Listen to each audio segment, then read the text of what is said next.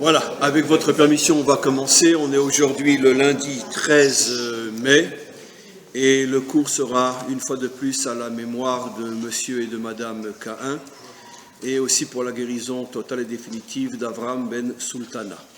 Je tenais juste à annoncer, ça va être de toute façon annoncé et on espère même peut-être dans le petit hebdo, mais quoi qu'il en soit, je donnerai cours ici la soirée, la veillée de Shavuot à partir de minuit jusqu'à au moins 2 heures du matin, un cours mixte. Et donc, ça va être annoncé de toute façon. Mais ici, Motzei Shabbat, à minuit, un cours, le thème sera la Torah et son secret. Il faudra venir aussi. Ouais, comme de Nogdim. Oui. C'est Shavuot. On ne prend pas la voiture. L'avion, on peut. Mais quoi qu'il en soit, sur un chameau, il pourra venir. Mais quoi qu'il en soit, on va commencer notre cours. Le roi David, et c'est lié bien sûr au nom de notre paracha s'appelle Béhar, d'accord, sur la montagne. Et d'ailleurs, ça vous fait penser à quelle chanson ? Elle m'a dit d'aller siffler là-haut sur la montagne. Qui c'est qui chantait ça ? Jodassin. De chez nous. Très bien.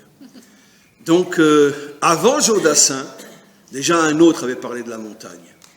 D'une autre manière. Parce que Jodassin, il s'est envoyé se faire balader sur la montagne. Mais David Ameller avait une autre approche de la montagne. Il disait « Mi ya'ale behar Hashem » ou miyakum bimkom kodsho.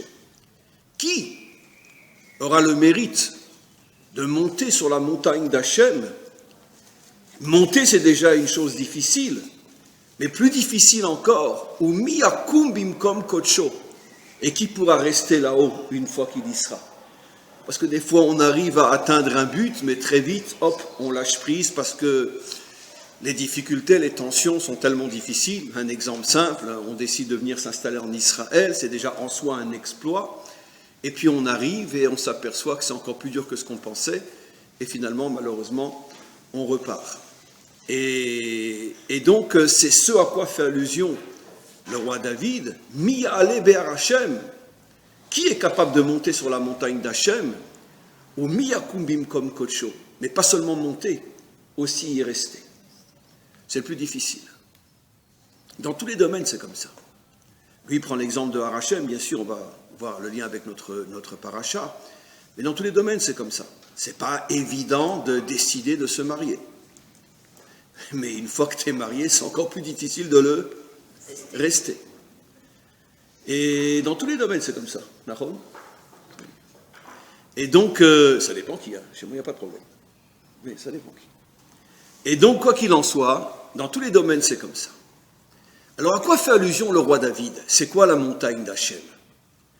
Alors, on a quelque chose d'extraordinaire dans notre paracha. On va lire le premier verset. On va lire quelques versets aujourd'hui. Une fois n'est pas coutume, on a rarement l'habitude de suivre avec un texte, mais là, c'est important. Vaïdaber Hachem el Moshe behar Sinaï les morts. Hachem s'adresse à Moshe sur le mont Sinaï pour lui dire. Et qu'est-ce qu'il lui dit? Daber el Beni Israël, parle aux enfants d'Israël, va marta lehem, et tu leur diras, kitavou el haaretz asher ani noten lachem, lorsque vous arriverez sur la terre que je vous donne, veshavta haaretz shabbat lachem. Qui c'est qui peut me traduire cette phrase-là? Veshavta haaretz shabbat lachem. Je veux une traduction vraie, authentique, pas une traduction comme dans toutes les Bibles malheureusement qui remplissent les magasins de Sfarim, et les traductions sont toutes du n'importe quoi. C'est quoi? Veshavta haaretz shabbat lachem. Quelle est la vraie traduction? Le repos de la terre. La terre reviendra. Qu'est-ce que veut dire la chouve? La chouve veut dire quoi? La chouve? Revenir. Quelqu'un qui revient vers Hachem, comment on l'appelle? Un Baal Teshuvah. Veshavta ad Hashem Elokecha. Tu reviendras vers Hachem ton Dieu, la chouve. Donc, Veshavta haaretz Shabbat l'Hachem, la terre reviendra à Hachem. Vous ramènerez la terre à Hachem. Ça, c'est ce que dit le verset au niveau de la traduction réelle, mais on sait qu'au niveau de la traduction technique, je dis bien technique, à quoi fait allusion ce verset? Au commandement de la Shemitah. C'est quoi le commandement de la Shemitah? Comme il est dit, on va l'expliquer dans quelques instants. Shesh shanim tizrak sadecha. Pendant 7 ans, tu pourras ensemencer ton champ. Shesh shanim tizmor karmecha. Pendant 6 ans, tu pourras récolter ta vigne. Vers saftet tevoata, tu pourras faire des récoltes. Ou bashana ashvi'it, mais la 7e année, Shabbat, Shabbaton, yé la haaretz, mot à mot, traduction réelle, Shabbat, Shabbaton, yé la haaretz, retour, elle retournera la terre vers Hachem, Sadecha lotizra, vekarmecha lotizmor, il n'y aura pas de travail. La première question que nos maîtres nous demandent, pour bien comprendre finalement ce que la Torah dit, on a reçu combien de mitzvot sur le mont Sinaï? Combien? 613. La seule mitzvah au sujet de laquelle il est dit Dieu s'adressa à Moshe sur le mont Sinaï, c'est au sujet de la mitzvah de la Shemitah, qui est le retour de la terre à Hachem. Les commentaires posent une question que Rashi d'ailleurs lui-même demande, il répond à sa manière. Pourquoi est-il dit uniquement au sujet de la Shemitah que Hachem s'est adressé à Moshe sur le mont Sinaï? Mais pour toutes les mitzvot, il s'est adressé à Moshe sur le mont Sinaï. Puisque pendant 40 jours, le premier jour, on a reçu quoi? Les 10 commandements. Et après, il est resté 40 jours de plus pour recevoir les 613 commandements. Et il était censé redescendre le 40e jour. Il y a eu la faute du veau d'or, il a brisé les tables. Mais pourquoi est-il resté 40 jours pour recevoir les 613 commandements? Donc, ce n'est pas seulement cette mitzvah qu'il a reçue sur le mont Sinaï. Nos maîtres répondent, parce que ici, la Torah nous livre un secret extraordinaire.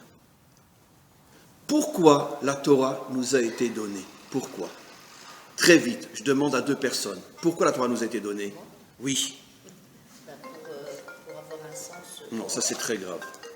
De ne pas être un apportable. Pourquoi?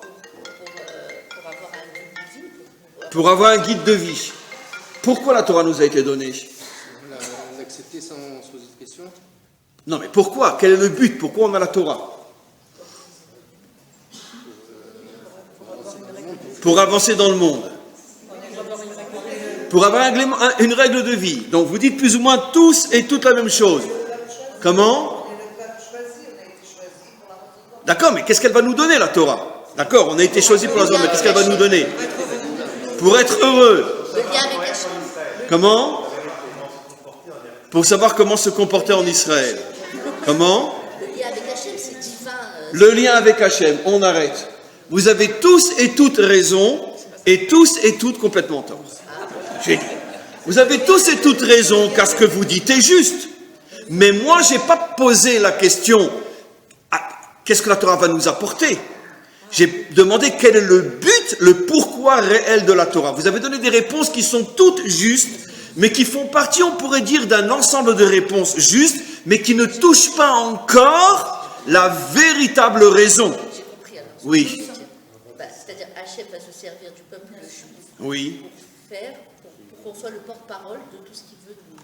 C'est juste aussi, mais je vais le dire. Je vais le dire, chut, on doit avancer. La réponse, on vient de la lire, et je reprends. Daber el bene Israël, parle aux enfants d'Israël, ve'amarta alehem, et tu leur diras, Ki tavou el haaretz, lorsque vous arriverez sur votre terre, asher ani noten lachem, ve'shavta haaretz shavat lachem, vous ramènerez ce monde à Dieu. Voilà pourquoi la Torah nous a été donnée. Nos maîtres nous disent, on n'a encore rien compris, vous inquiétez pas, mais au moins on avance techniquement. Pourquoi seulement sur cette mitzvah, il est dit qu'elle a été donnée sur le mont Sinaï, pour nous faire comprendre que cette mitzvah est différente de toutes les autres. Parce que seule cette mitzvah révèle le pourquoi réel du choix d'Israël et du don de la Torah. Le peuple juif a été missionné d'une mission. La mission du Ham Israël, c'est de ramener la terre à Hachem. Qu'est-ce que ça veut dire? Alors, vous pouvez me demander, ça veut dire quoi ramener la terre à Hachem? On va le voir dans quelques instants. Ramener la terre à Hachem. Pourquoi il faut ramener la terre à Hachem? Mais tout simplement parce que Hachem, il a perdu son monde depuis quand? Depuis quand il a perdu son monde? Quand il nous a créés. Depuis la faute de Adam. Quand la terre a été maudite. Quand la terre a été maudite, Hachem a perdu son monde. Pourquoi? Parce que Hachem, il est le Mekor à Bracha. Il est la source de la bénédiction. Et ce qui est maudit est complètement déconnecté d'Hachem. Alors bien sûr, j'ai parlé en français, j'ai parlé comme dans une église, j'ai donc rien dit. Maudit, béni, ça veut dire quoi? Malheureusement, on n'a pas le choix, c'est un cours en français. Donc on parle et on dit n'importe quoi. On va essayer d'expliquer ce que ça veut dire Arour et qu'est-ce que ça veut dire Barour. C'est très simple. Barour veut dire rassembler, unir des choses qui au départ étaient une, ont été séparées et maintenant elles se réunissent. Quelle est la première fois qu'on voit le mot bracha dans la Torah? Au sujet de l'union entre un homme et une femme. Qu'est-ce qu'on fait quand on se marie? On fait les shiva brachot. La bracha, c'est l'union entre l'homme et la femme, qui au départ était une seule âme, et cette âme, avant de descendre sur terre, a été séparée, une moitié dans un corps masculin, l'autre moitié dans le corps féminin. Et qu'est-ce que va faire le maître du monde si on est méritant? Il va faire en sorte que quoi? Qu'on se rencontre, et qu'on s'unisse et se réunisse, et qu'on reforme qu'un. Donc la bracha, c'est la réunion de ce qui était au départ un qui a été séparé. Au départ, quand Hachem a créé ce monde, lui et son monde étaient unis, ils ne formaient qu'un. Où on sait, où on voit, tout ce que je dis, il y a un accord clair dans la Torah, où on voit qu'au tout début de la création, Dieu et son monde étaient unis. Parce qu'à la fin du premier jour de la création, il n'est pas dit Vayerev Vayivoker Yom Rishon, il est dit Vayerev Vayivoker Yom Echad. Et c'est une très grave faute grammaticale. Pourquoi? Parce que normalement, on aurait dû dire Vayerev Vayivoker Yom Rishon. Voilà, si quelqu'un aujourd'hui, dans un devoir d'hébreu, écrit Yom Echad, le maître ou la maîtresse veut dire non, c'est faux, Yom Rishon, puisqu'il y a un Sheni, un Shlishi, un Revi'i, donc c'est Rishon. Nos maîtres, bien sûr, voient qu'il y a une faute grammaticale dans le verset. Donc, pourquoi c'est marqué Echad et Parishon? Rashi répond, pour nous faire comprendre qu'au début de la création, Dieu et son monde étaient un. Pourquoi? Parce que le monde était encore sous le signe de la bénédiction. Mais la faute a amené la malédiction.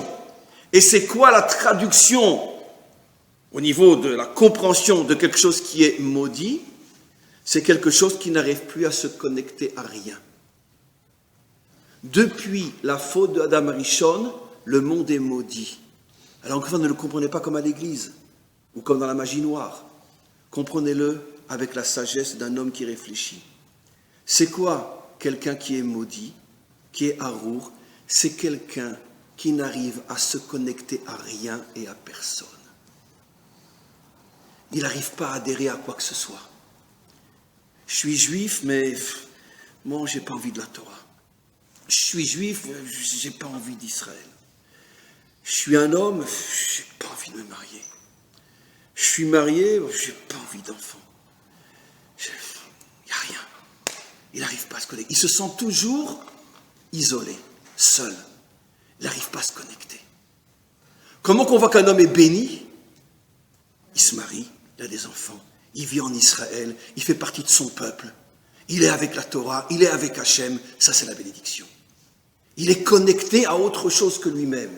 Dès qu'un homme est replié sur lui-même, il est sous le signe de la malédiction. La faute a amené dans le monde la malédiction. La Torah utilise le mot « la terre est maudite », mais la terre, c'est pas uniquement la pierre et le sable. Bien évidemment, on est dans la Torah, on n'est pas dans un livre de géographie.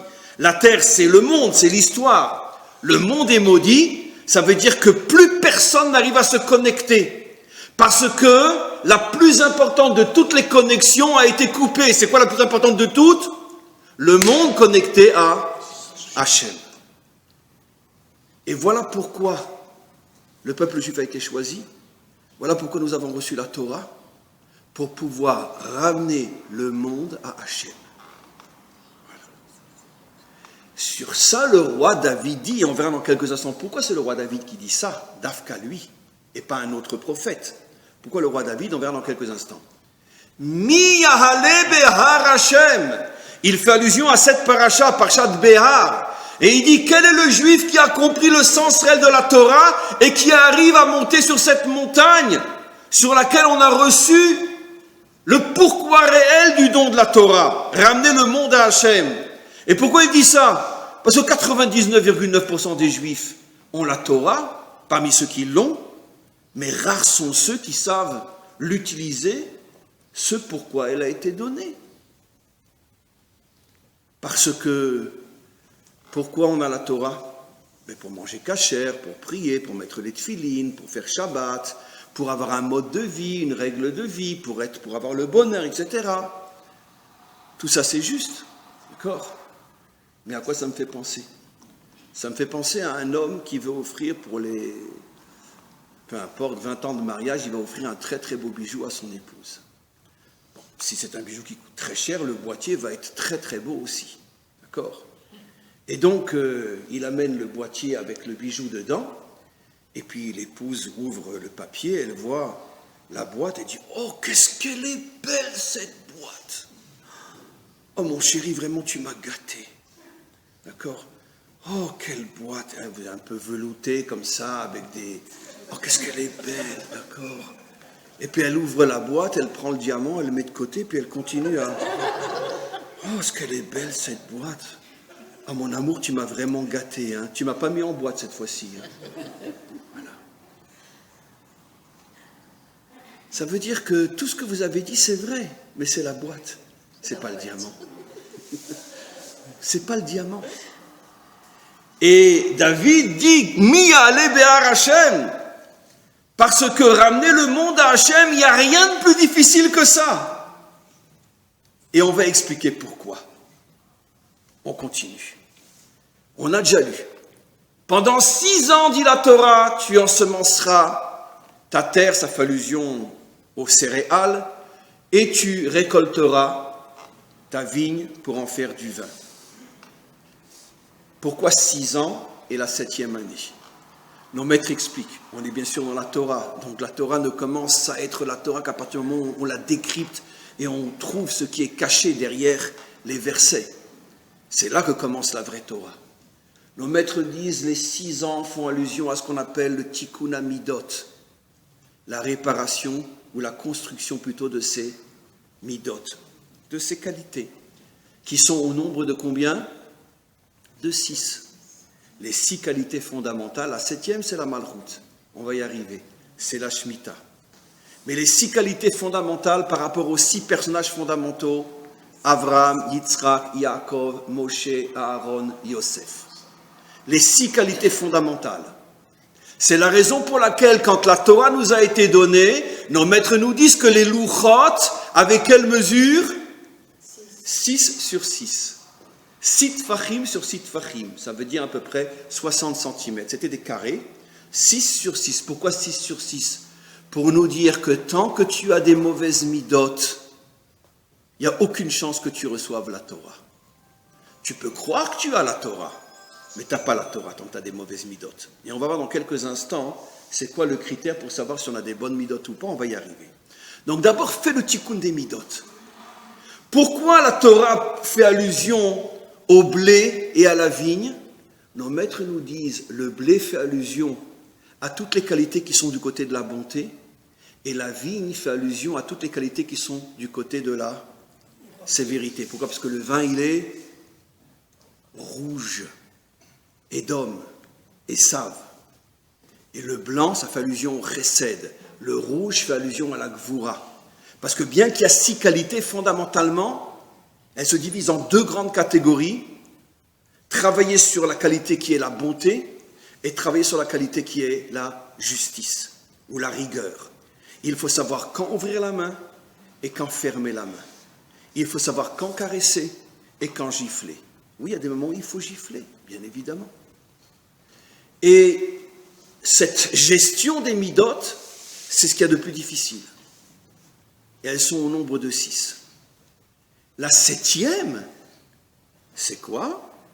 Au Bashana Shvi'it, si tu arrives à faire le tikkun amidot, si ton chesed est un vrai chesed, si ta gvura est une vraie gvura, Bekitsour, si tu arrives à construire en toi les 6 qualités fondamentales, quand on arrivera à la 7e année, Veshavta Shabbaton Iye, Shabbat l'Hashem, la terre revient à Hachem. C'est quoi la malchut? La dernière qualité, c'est qu'on peut prendre le monde et dire à Hachem, tiens, je t'ai ramené ton monde.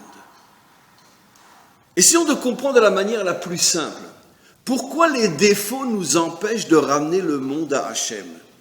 Pourquoi? Pourquoi? Mais parce que quel est, d'une certaine manière, le point commun, ou plutôt le résultat commun de tous les défauts? Ça porte un nom qui a en français, même en hébreu, parce qu'en hébreu on le dit d'une manière loasite, c'est un mot qui a 3 lettres. On en a souvent parlé. Tous les défauts, ils grossissent et construisent quoi dans l'homme? L'ego, bien sûr. L'ego. Et moi, et moi, et moi. Évidemment. Pourquoi un homme ne veut pas donner? Parce que j'ai besoin pour moi, hein? D'accord? Bien sûr. Voilà. Pourquoi un homme parfois donne lorsqu'il ne devrait pas donner? Donnons un exemple simple. D'accord? J'ai ma fille de 12 ans qui vient me voir, elle me dit « Papa, ce soir je sors avec mes copains, j'ai besoin de 200 shekels. » D'accord? Et puis elle commence à faire des petits yeux, je la connais ma fille, hein. Si je lui dis non, on passe par la fenêtre. Hein. D'accord? Alors si j'ai envie qu'elle me foute la paix, je lui dis « Tiens, prends tes 200 shekels et va t'éclater. » Mais si j'ai envie de l'éduquer vraiment, je lui dis « Tu peux me rentrer dedans ma fille, tu sors pas ce soir. Tu n'auras pas les 200 shekels. » D'accord? Ah, mais la maison va exploser. Ah, j'ai pas envie, j'ai eu une journée terrible, j'ai pas envie, allez, va, prends tes 200 shekels, laisse-moi tranquille. Donc tu n'as pas été rigoureux quand il fallait être rigoureux. D'accord? D'accord. On reçoit 700 missiles il y a une semaine, 4 morts, des dizaines de maisons endommagées. Pourquoi on ne l'aurait pas rentré dedans? Parce que c'est à quelques jours de l'Eurovision. Quand même, on va pas foutre en l'air l'Eurovision pour 4 morts, franchement. Qu'est-ce qu'on en a à foutre, 4 morts, franchement? C'est l'Eurovision. Et puis on a fait un deal avec eux. Bon, on vous laisse prendre 600 millions de dollars du Qatar, mais vous nous signez un petit papier pendant l'Eurovision, vous nous tirez pas dessus, hein? Et puis ils se font photographier, les dirigeants palestiniens du Hamas, en train de compter toutes les liasses qu'ils viennent de recevoir du Qatar. Ah oui, ce qui existe au niveau individuel, il existe au niveau collectif. Tu veux pas que ta fille te rentre dedans, tu lui donnes 200 shekels. Tu veux pas que tes voisins te rentrent dedans pendant l'Eurovision, tu leur donnes 600 millions de dollars. Et puis les 4 morts, ils n'avaient qu'à pas être dehors, après c'est tout, mince, hein, franchement, ils avaient qu'à rester chez eux. Hein, franchement. Bah oui, c'est comme ça que ça fonctionne, le monde. L'ego. Parce que malheureusement, on considère que l'Eurovision, c'est plus important que de leur faire payer ce qu'ils nous ont fait. Parce que l'Eurovision, c'est notre place sur la scène internationale. D'accord? Avec toutes les chansons bidons qui vont nous chanter ce Shabbat à Tel Aviv. Parce que tout le monde sait que l'Eurovision, plus t'es nul et plus ça a des chances de passer. Mais c'est comme ça. Bon, qu'est-ce que vous voulez que je vous dise? Donc finalement, c'est pas évident de ramener la terre à Hachem. Hein? C'est pas évident. Parce que quand l'ego est là, et l'ego, c'est la conclusion directe de nos défauts, eh bien, écoute, on ne fait pas ce que Hachem veut. Et on lui ramène pas sa terre. La terre continue à être maudite. Voilà. Alors la cacheroute, le Shabbat, la prière, les tfilines, le chauffard, tout ça, oui, mais c'est la boîte. La boîte, elle est somptueuse. Et je suis d'accord qu'il faut une boîte. Vous imaginez, après 20 ans de mariage, le mari qui a même le plus beau des diamants à sa femme dans sa papier toilette. Elle regarde et dit, mais tu te fous de moi? Elle dit, mais non, ma chérie, laisse tomber, regarde ce qu'il y a dedans. Mais attends, fallait m'offrir ça aux toilettes. Ben oui, même le plus beau des diamants, on ne l'offre pas dans du papier toilette. Donc c'est sûr que toute la Torah est plus que nécessaire. Mais le diamant, c'est qu'est-ce que tu fais pour me ramener mon monde? Et pourquoi tu n'y arrives pas? Parce que tu es plein de défauts. Voilà le problème. On continue. Tout d'un coup, vient un verset que nos maîtres ne comprennent absolument pas qu'est-ce qu'il vient faire là, qui dit la chose suivante. On continue à nous parler de la Shemitah, etc. Et puis, il y a un verset, en plein milieu des règles sur la Shemitah, puisque tout après on recommence à parler de la Shemitah, qui apparemment n'a pas eu tout sa place, qui dit la chose suivante. Ki yamur achicha, lorsque ton frère sera dans une situation difficile, ou machar, pardon, excusez-moi, j'ai sauté. C'est un autre verset que je vais vous lire après. Attendez, bon, je l'ai mal mis. Voilà, c'est ce verset-là qui, tout d'un coup, en pleine loi de la Shemitah, qui dit la chose suivante. Vechitim keru mimkar la amitecha, pas du tout le verset que j'ai cité. Lorsque vous ferez du commerce entre vous, vechitim keru mimkar la amitecha, à quelqu'un de ton peuple, amitecha, à un membre de ton peuple, okone miyad amitecha, ou si c'est toi qui achètes quelque chose à quelqu'un de ton peuple, en français, lorsque tu feras des affaires, du business, al tonu ish et achiv, ne trichez pas dans les affaires. Et tout de suite après, on recommence à parler de la Shemitah. Les commentaires posent une question évidente, mais qu'est-ce que ce verset qui parle des relations de commerce entre un homme et son prochain, qu'il ne faut pas tricher, il ne faut pas ruser, il ne faut pas rouler quand tu fais des affaires, quand tu vends ou quand tu achètes, tu dois acheter à son vrai prix, tu dois vendre à son vrai prix, ne triche pas, d'accord? Qu'est-ce que ça vient faire en plein milieu des lois sur la Shemitah?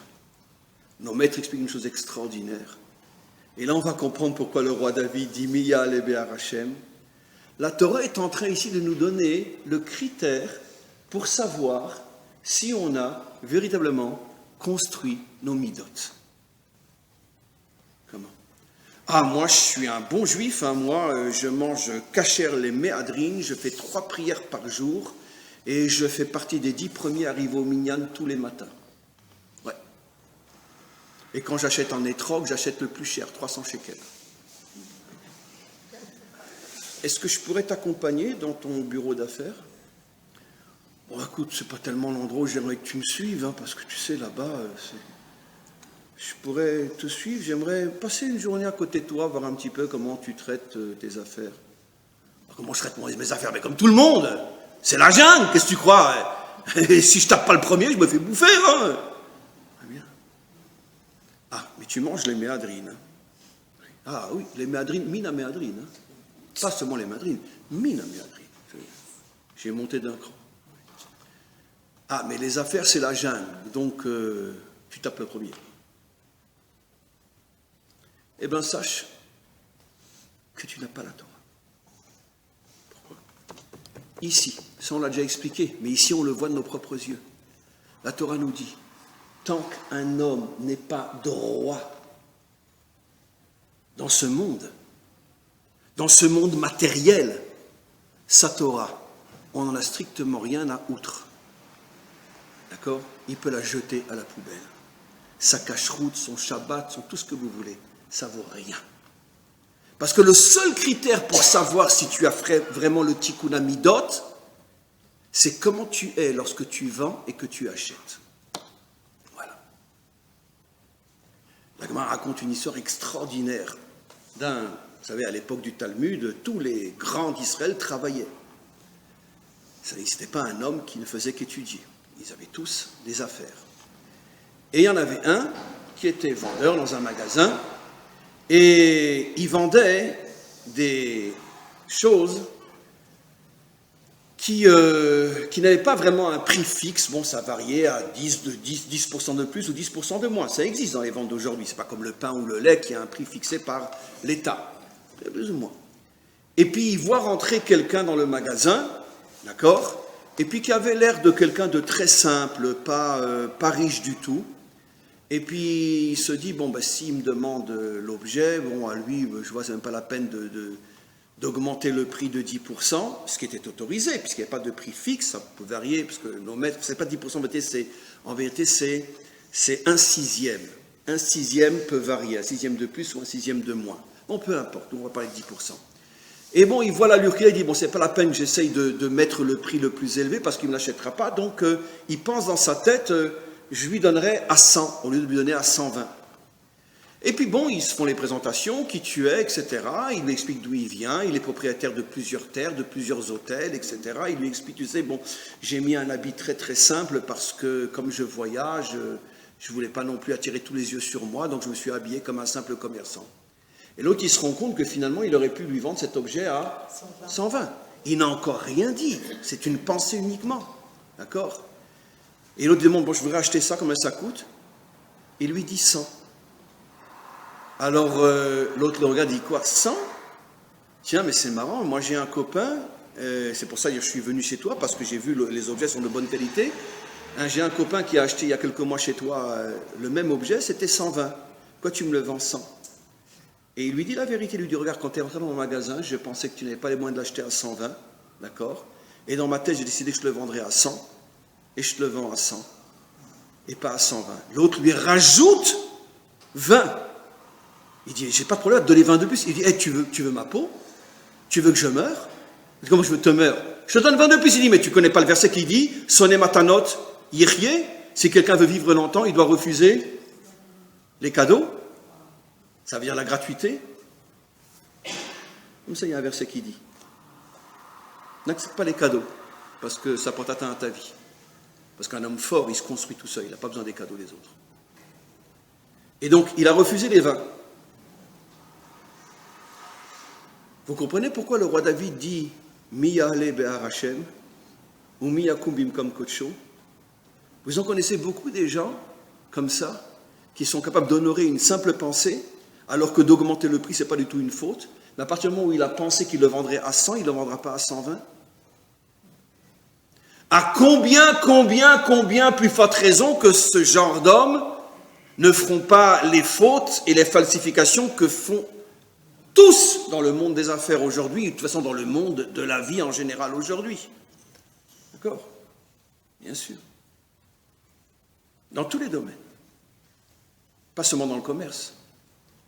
En médecine, en ci, en ça, dans les médicaments aujourd'hui. D'accord? Qu'est-ce qui tue le plus aujourd'hui au monde? Les médicaments. Mais ça, osez le dire. Osez le dire aujourd'hui. Osez le dire. Qui c'est qui tient toute l'industrie alimentaire entre les mains aujourd'hui? L'industrie alimentaire à un très très haut niveau, je parle, qui couvre des milliards et des milliards de chiffres d'affaires par an. Qui c'est qui tient toute l'industrie alimentaire aujourd'hui dans le monde? C'est l'industrie pharmaceutique. Ben évidemment. Pourquoi? Parce qu'on vous tue avec la nourriture et vous venez chez nous pour chercher les médicaments. On vous tue avec les médicaments aussi parce qu'on sait très bien qu'il y a trop de monde sur Terre, donc il y a un certain nombre de personnes qui doivent disparaître tous les ans, parce que sinon on ne tiendra plus, et donc on vous tue avec les médicaments. Mais comment que c'est vrai? Mais comment que c'est vrai? Et comment que c'est vrai? Moi j'ai la chance en tant que rab, parce que je connais beaucoup de monde. Et je connais aussi des gens qui font tchouva, et qui arrêtent de faire ce qu'ils font, et qui me révèlent ce qu'ils faisaient. Bien sûr. Bien sûr que les médicaments tuent. Alors, parce que sinon il y aura trop de monde. Comment? Vous ne prenez aucun médicament? Je sais pas, ils ne font pas le médicament. Mais il faut se renseigner. Attendez, vous ne suivez pas les informations?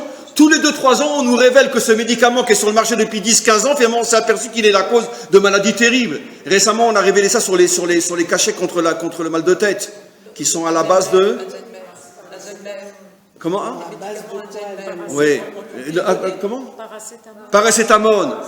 Après des décennies qu'on a étudié la personne, ils viennent aujourd'hui officiellement dire que ça amène le cancer, je ne sais quoi. Paracétamol. Mais ils le savaient depuis toujours. Mais seulement ils avaient besoin que ça marche parce que, etc. Bon, peu importe. peu importe. Ne croyez pas que, ici la Torah prend l'exemple bien sûr du commerce, mais le commerce c'est uniquement un modèle. Mais aujourd'hui dans tous les domaines, et en politique, et les avocats, et les juges, mais tout le monde aujourd'hui trafique. Tout le monde. Selon combien tu donnes à l'avocat, il dira plus de mensonges pour que tu puisses t'en sortir. C'est comme ça que ça fonctionne. Je suis désolé, mais trouvez-moi un avocat honnête aujourd'hui. Le premier qui trouve, il a gagné. Je ne dis pas qu'il n'y en a pas. Je ne dis pas qu'il n'y en a pas. Je ne dis pas qu'il n'y en a pas. Mais c'est sur ce genre-là que David Ameller dit « Mi ale be'ar Hashem ». Mi ale be'ar Hashem. Mi qui? Dans l'immobilier, dans tout. Dans tout. Le prix des appartements en Israël, non mais attends, ils se foutent de qui? C'est inimaginable. C'est absolument incroyable. À Jérusalem. Avec le prix d'un appartement à Jérusalem, tu peux acheter une villa à Neuilly. Tu peux acheter une villa à Neuilly. Mais qu'est-ce qu'il y a à Jérusalem de spécial? Pourquoi que ça devrait valoir plus cher qu'une villa à Neuilly? Pourquoi? Mais tout ça, un jour, il va falloir rendre des comptes. C'est terrible ce qui se passe. Qu'est-ce qu'on voit de là, mes amis? Une notion dont on a déjà parlé des dizaines de fois. Pour juger si un homme correspond à la volonté d'Hachem, ne regarde pas ce qu'il y a dans son assiette, ne regarde pas la grosseur de cette filine, ne regarde pas le nombre de lumières, de bougies qu'il allume à l'entrée du Shabbat. Regarde comment qu'il se comporte parce qu'il est monsieur tout le monde dans le monde de monsieur tout le monde. S'il est propre, c'est un véritable enfant d'Hachem. S'il est sale comme tout le monde, sa Torah est sale comme lui. Maintenant, attention, je suis obligé de le préciser, bien que ça n'a pas de sens. Évidemment, je n'ai jamais dit qu'on peut arriver à être un homme propre sans Torah. Donc, on n'a pas besoin de manger cachère. Qu'à Dieu ne plaise. Je n'ai jamais dit ça. De la même manière qu'on n'apporte pas un diamant à sa femme dans du papier toilette. Bien sûr qu'on a besoin de tous les commandements et de les respecter à la lettre, dans les moindres détails. Mais tout ça, c'est pour faire de moi un homme capable d'être dans ce monde et me comporter proprement. C'est ça le critère. Voilà pourquoi, tout d'un coup, en plein milieu de ces lois, on nous parle du commerce. Il y a un peu plus loin quelque chose encore extraordinaire que je voudrais vous expliquer, et après on va faire le lien, on passe maintenant à une deuxième partie du cours, et après je fais le lien sur la première, deuxième partie du cours. Avant qu'on le lise, on attend tous le Mashiach, bien sûr, parce que l'espoir fait vivre. Très bien. Donc, on a intérêt à ce qu'il ne vienne pas, parce que dès qu'il vient, on est fichu. Parce qu'on n'aura plus d'espoir. Et comment qu'on vivra? Très bien. Hein? Mais c'est pour ça qu'il ne vient pas. Parce qu'il sait que dès le jour où il vient, on est fichu. Et on va espérer quoi après? On va attendre quoi? Le Mashiach, c'est un gros truc, on l'attend tous les jours. Comment s'appelle le Mashiach, à part le mot Mashiach? Parce que vous savez que le mot Mashiach n'est utilisé nulle part dans la Torah au sujet du Mashiach.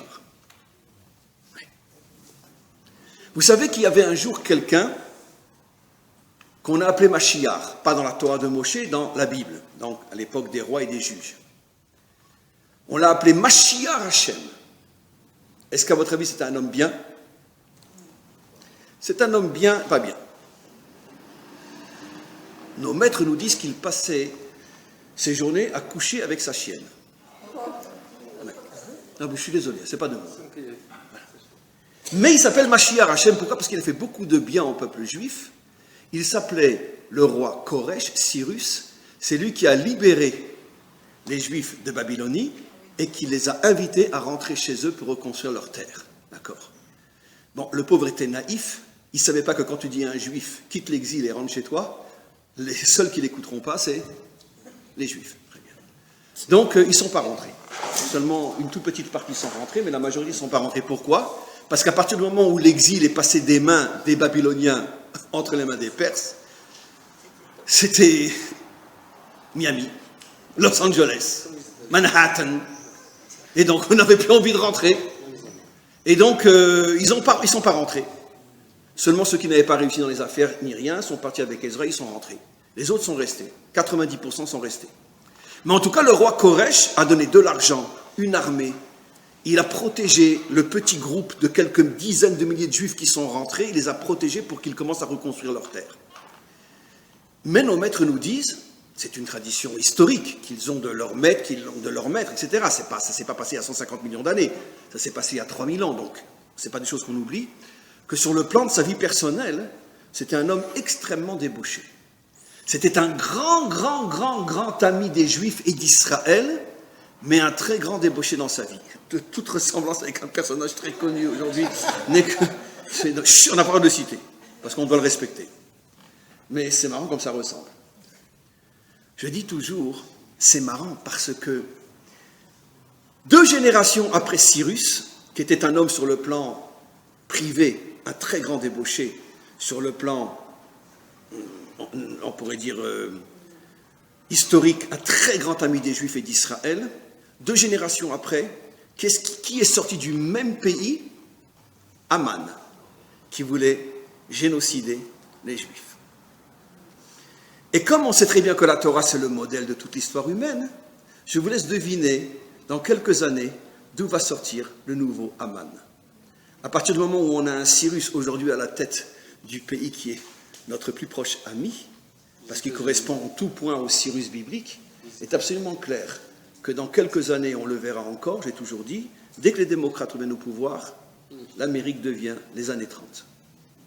Et peut-être même que prendra à la tête du pays un nouvel Hitler. Je n'en ai aucun doute. L'Amérique deviendra quoi? L'Allemagne des années 30 avec un nouvel Hitler à sa tête, dont le projet essentiel sera la destruction de l'État d'Israël. Quand les démocrates reviennent au pouvoir, avec le Labour aussi en Angleterre, avec la suprême ordure que l'on connaît à sa tête, et donc à ce moment-là, Baruch Hashem, la guerre de Gog et Magog va enfin commencer, grâce à Dieu, et on pourra être sûr qu'on est enfin dans la délivrance. Par contre, il va falloir se planquer, parce que alors, les missiles, ils vont y en avoir 30 000, 40 000 par jour. Bon, c'est pas grave, on tiendra le coup. Pendant la guerre de Gog et Magog, mais qu'est-ce que vous croyez?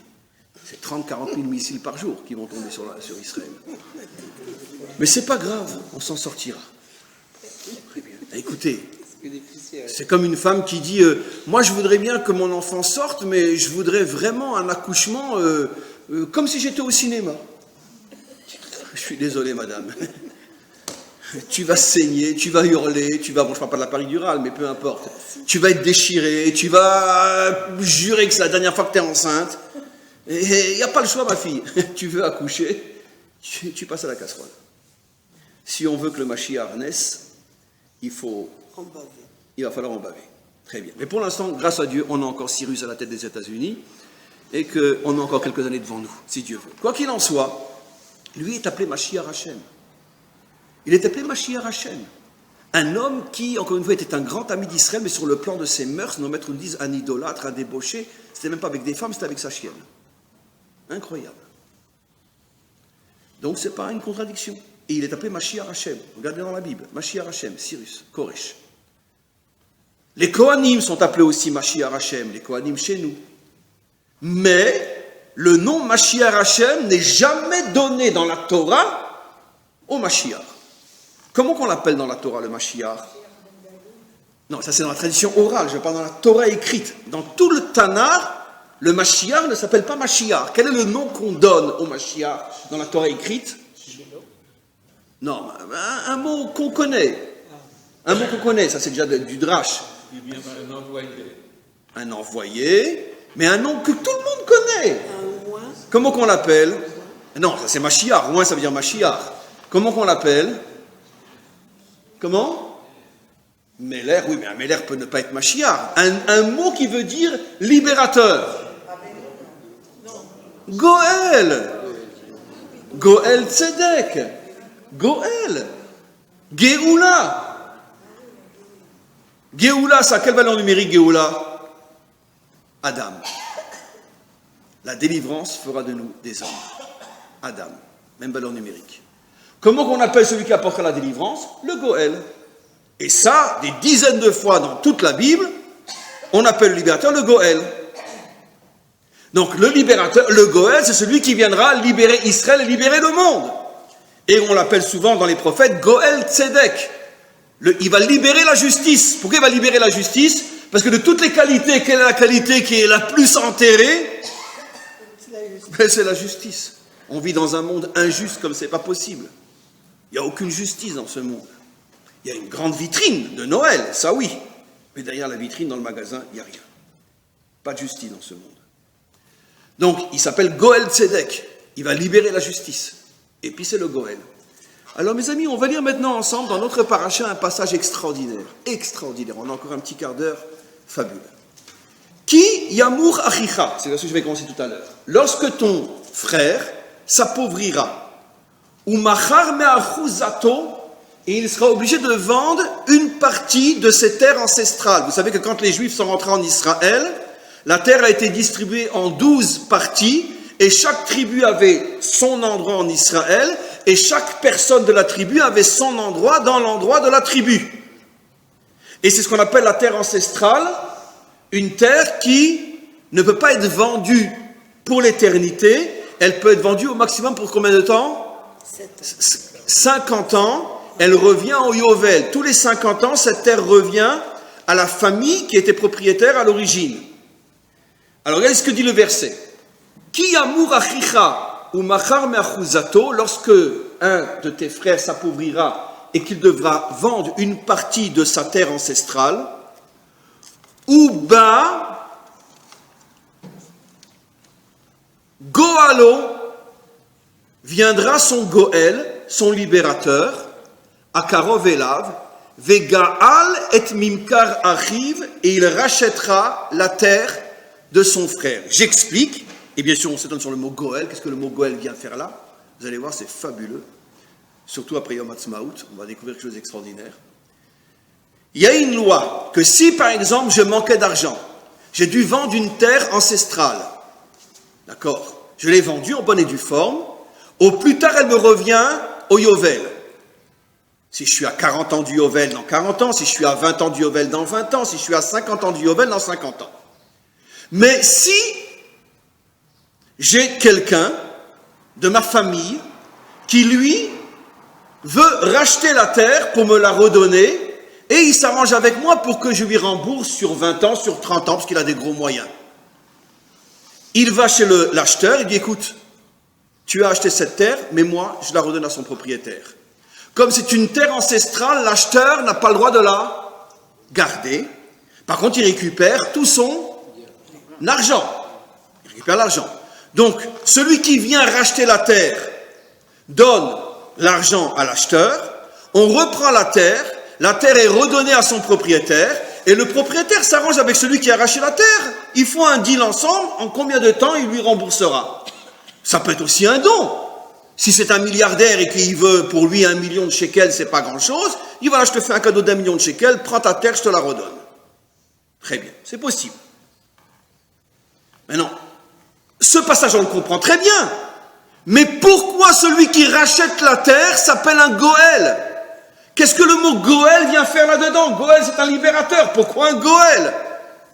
C'est la seule fois dans toute la Torah où le mot Goël est utilisé pour une affaire commerciale. C'est pas le mot. Il a aidé. Oui, mais alors dit celui qui va l'aider, celui qui va le sauver. Pourquoi Goël? Goël est un mot qu'on utilise uniquement pour parler de la Géoula, de la délivrance. Comment? Oui, mais c'est un rachat. Le mot Goël est très fort. Le mot Goël est très fort. D'accord? C'est comme si, je ne sais pas moi, tu es tombé, ton doigt il saigne, et puis le voisin il vient, il a des pansements, c'est en plus dans son métier, c'est un chirurgien, il a des pansements, il fait un pansement pour que tu arrêtes de saigner, et puis tu dis, le chirurgien m'a guéri. Il n'a pas fait un acte de chirurgie, il n'appelle pas le chirurgien, il dit ton voisin. C'est pas un acte de Géoula de racheter une terre. La Géoula, c'est la libération de tout Israël et de l'humanité tout entière. C'est un mot qui est trop fort, si tu veux, par rapport à l'acte qui est fait. Parce que la terre appartient à Hachem. Alors on va y arriver, justement. On va y arriver. Et le verset continue. Veish kilo yelo goel. Si un homme n'a pas de goel, si un homme n'a personne qui peut l'aider à racheter sa terre, alors à ce moment-là, elle restera chez son propriétaire jusqu'au Yovel. Alors bien évidemment, comme je l'ai dit, tous les commentaires se posent la question, pourquoi un mot si fort? Pourquoi utiliser le mot Goël qui dans toute la Torah et dans le langage de la rue, pour nous tous juifs, fait allusion à un libérateur dans le sens vraiment de libération, de Géoula. D'accord? Alors, juste, j'ai fermé trop tôt, mince. Peu importe, vous venez, juste un instant, juste un instant, c'est là. Voilà. Veshav le achuzato, c'est juste ce que je voulais vous dire, et il reviendra. Vayatsa bayovel, la terre sortira au Yovel, 50e année. Veshav le achuzato, et il reviendra sur sa terre ancestrale, celui qui avait dû la vendre. Pourquoi il est appelé Goël? Mes amis, on apprend ici quelque chose d'extraordinaire. C'est la deuxième partie du cours, après je fais le lien avec la première. Surtout quelques jours après Yom Ha'atzmaut. Sachez, mes amis, que tant qu'un juif ne vit pas à l'endroit qui lui est destiné en Eretz Israël, il est en exil. Il est en exil. Ça veut dire, même à la rigueur, je ne parle pas de ceux qui sont en France, mais à la rigueur, même si quelqu'un vit en Israël, mais n'a pas encore trouvé l'endroit qui lui correspond, d'accord? Il est encore en exil. Je vais expliquer. Comment savoir? Je vais expliquer. Excusez-moi ce qu'on a dit. Pourquoi? Il y a une connexion extraordinaire entre la terre d'Israël et le peuple juif. Si j'arrive à trouver l'endroit qui me correspond, je suis libéré. Je suis libéré. C'est pour ça que celui qui me rachète ma terre ancestrale et qui me permet de revenir à l'endroit où j'étais s'appelle Goël, parce qu'il me libère dans le sens Géoula. Pas il libère la terre, ça s'appelle racheter la terre. Mais il libère la terre dans le sens que dès que je suis en connexion avec l'endroit qui me correspond, je change complètement. D'accord? Une fois ça m'est arrivé, je suis sûr que n'importe qui d'entre vous, ça lui est arrivé aussi.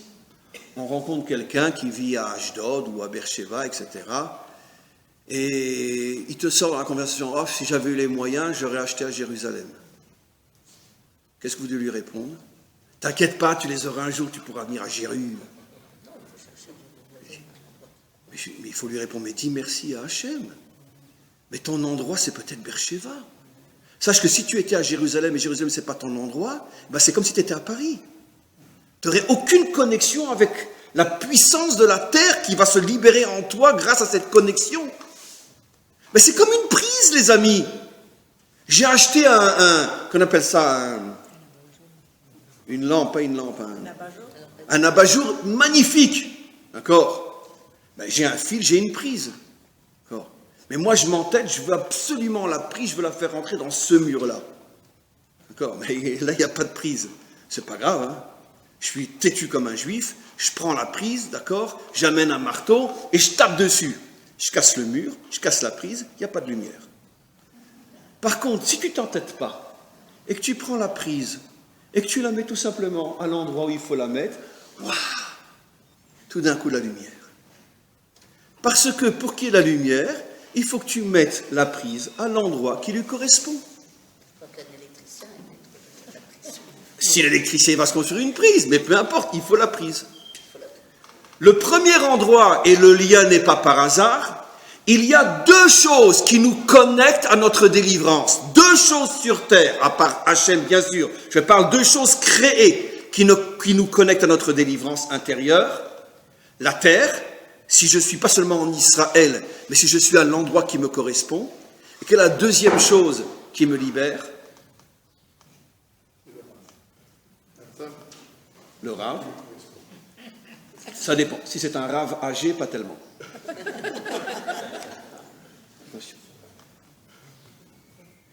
Quelle est la deuxième chose? Ça m'étonne, c'est incroyable. Quelle est la deuxième chose qui amène en moi la délivrance? Comment? Hein? Vous avez dit quoi? Qui a dit? Le couple. Le couple. Mais bien sûr. Mais bien sûr. Tant qu'un homme ne trouve pas la femme qui lui correspond, tant que la femme ne trouve pas l'homme qui lui correspond, ils sont tous les deux en exil. Et même s'ils vivent à Jérusalem, et même s'ils vivent dans le Rova Yehoudi, qu'ils ont vu sur le Kotel, et qui sont millionnaires, qui n'ont pas besoin de travailler, qui peuvent tous les jours étudier la Torah et aller prier au Kotel, ils sont comme des Juifs à Miami, morts, enterrés. Pourquoi? Oui, bien sûr, bien sûr, bien sûr. Parce qu'il n'y a que deux choses sur terre qui peuvent te libérer, la terre et la femme. En vérité, c'est la même chose, car comme on le sait, la femme est sur le plan humain, ce qu'est la terre sur le plan. Ce qui veut dire qu'un homme qui ne trouve pas son conjoint ou sa conjointe ne trouvera pas non plus l'endroit qui lui correspond en Israël. Et partout où il ira, il sentira non. Oh, aujourd'hui je suis à Baka. Oh, mais je crois que je serais mieux à Mekor Chaim. Et quand je suis à Mekor Chaim, oh, je serais mieux à Katamon. Et quand je suis à Katamon, je serais mieux à Beit Vegan. Et quand je suis à Beit Vegan, peut-être à Neve Tzedek, à Tel Aviv. Et quand tu es à Tel Aviv, finalement, Los Angeles, c'est pas si mal que ça. Hein? Tu sais pourquoi tu es mal partout? Tu sais pourquoi tu ne trouves pas ton endroit? Pourquoi? Parce que d'abord, tu n'as pas trouvé ta femme. Ou tu n'as pas trouvé ton mari. Ou ça peut être le contraire. Tu peux avoir trouvé ta femme, mais tu ne trouves pas ta terre. Et tu te sens mal nulle part. Un juif qui vous dit « Oh, ben pour l'instant, tu sais, je suis à Ashdod, mais quand j'aurai les moyens, je monterai à Jérusalem. » Qu'est-ce que vous lui répondez? Pauvre homme. Pauvre. Ta pauvreté, elle n'est pas matérielle, elle est dans ta tête. Parce que si Hachem t'a mis à Ashdod, c'est qu'il sait que ta place, c'est être à Ashdod. Parce que c'est là que tu vas être libéré. C'est ce que nous dit ici le verset. Tout le monde est à sa place. Alors, on va y arriver justement. Chacun a une place en Israël, chacun a une femme et chacun a un homme. Et lorsqu'on trouve sa femme, son homme, sa place, on est en état de Géoula. Maintenant, la Géoula peut d'abord être individuelle, et après on a la Géoula collective, où toutes les tribus retrouvent leur terre, et chacun dans sa tribu retrouve son emplacement. Est-ce que vous pensez sincèrement qu'à l'époque du roi David ou à l'époque du roi Salomon, à l'époque où Israël était à un haut niveau de sagesse, est-ce que vous pensez que quelqu'un qui habitait à Naharia, même s'il était multimilliardaire, on lui disait, tiens, on propose une maison à Jérusalem, en face du temple, à l'époque du roi Salomon, est-ce qu'il serait venu? Jamais! Parce qu'un vrai juif, qu'est-ce qu'il vous répondra?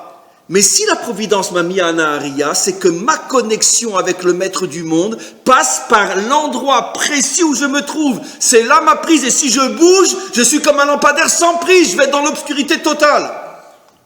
Quand vous faites votre alia, vous choisissez de quoi vous voulez aller. Et dites-moi, quand vous passez sous la choupa, vous avez choisi celui avec lequel vous êtes sous la choupa? Vous croyez que vous choisissez? Sincèrement, madame. Vous croyez que vous choisissez? Précisément sur le problème du mariage, nos maîtres disent que la seule chose dont seul le maître du monde s'occupe, et il ne laisse personne ne se mêler de ses affaires, c'est la rencontre entre ceux qui doivent se rencontrer. Il y a des divorces, des trucs. Comment? Il y a des suicides aussi. Il y a des gens qui se suicident. On n'a pas trouvé le bon. Non, pas forcément, ça veut dire qu'on se suicide, on peut aussi se tuer.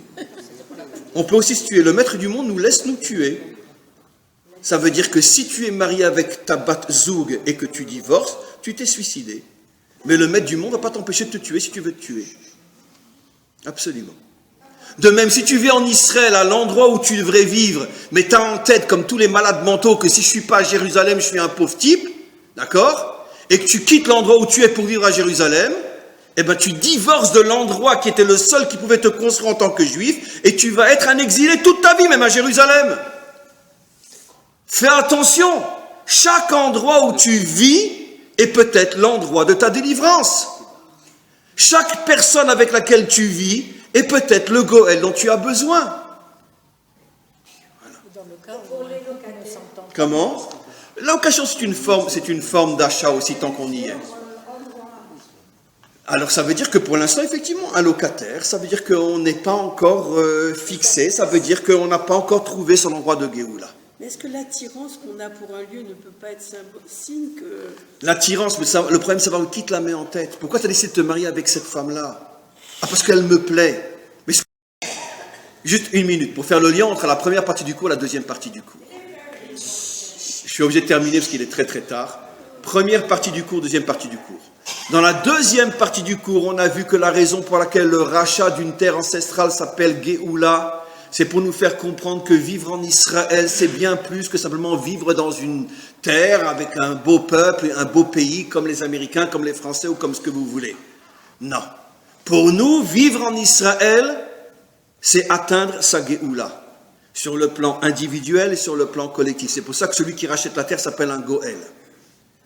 C'est la raison pour laquelle, encore une fois, il faut faire très très très attention, avoir une émouna absolue que jusqu'à preuve du contraire, là où je suis, c'est là où je dois être. Maintenant, quel est le lien avec la première partie du cours? On avait expliqué la première partie du cours que quoi? Que le peuple juif a reçu la Torah pour ramener le monde à Hachem.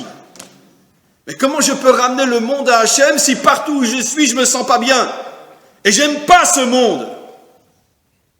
Qu'est-ce qui fait que tout d'un coup, je me sens rempli de force, que j'ai envie que le monde entier revienne à Hachem? Et parce que je me sens tellement bien dans ce monde. Je voudrais que ce bonheur-là, tout le monde puisse le vivre. Et pourquoi je me sens tellement bien dans ce monde? Parce que là où je suis, je me sens tellement fortement connecté au maître du monde. Et j'ai compris le secret de la terre d'Israël. La terre d'Israël, c'est une terre remplie de force qui nous connecte au maître du monde. Et vous comprenez maintenant pourquoi, après la faute, le monde entier, la terre a été maudite. C'est-à-dire que partout ailleurs dans le monde, il est absolument impossible de se connecter au maître du monde. Impossible. Et ne me dites pas Baal Shem Tov et tout ce que vous voulez, etc. Je peux vous répondre des milliers de réponses à ce niveau-là. Il y a des réponses. Le seul endroit qui s'appelle Eretz HaKodesh, c'est ici. Nos maîtres nous disent, quand Hachem a maudit la terre après la faute de Adam Arishon, il a maudit toutes les terres sauf la terre d'Israël. Seulement malgré tout, c'est à nous d'arriver à trouver l'endroit qui nous connecte à lui, et là on atteint sa propre Géoula. Et comment qu'on y arrive? Par le Tikkun Amidot. Et c'est quoi le Tikkun Amidot? Être droit dans le monde matériel.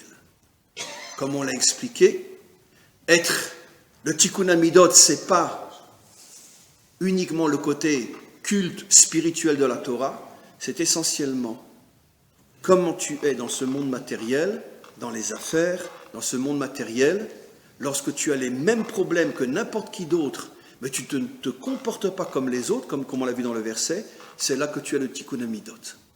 Ce qui veut dire, et c'est le mot de la fin, si on veut être sûr que Hachem nous donne l'homme qui nous correspond, la femme qui nous correspond, et l'endroit précis en Israël qui nous correspond, pour pouvoir atteindre notre Géoula et peut-être devenir un libérateur pour les autres, il faut travailler essentiellement sur notre comportement dans ce monde matériel.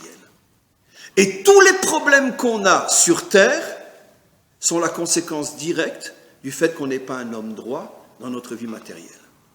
Dès qu'on est un homme droit dans sa vie matérielle, tous nos problèmes se résolvent, on devient un libérateur pour soi, et si on a suffisamment de force, on peut devenir un libérateur pour l'humanité tout entière. Amen. Comment? C'est ça. C'est le Tikkun Amidot, Kadma la Torah, absolument. C'est pareil que des rêves. C'est le Tikkun Amidot, absolument. Il y a cours lundi prochain, je tiens à repréciser encore une fois que je donnerai, ça sera annoncé partout, je donne cours à Shavuot ici même, un cours mixte de minuit à 2h du matin, peut-être plus, mais en tout cas à partir de minuit ici, Motzei Shabbat, à Shavuot, hommes, femmes, commencez à le faire savoir autour de vous, dites-le à vos amis, etc. Il y aura un cours ici à minuit, la nuit de Shavuot.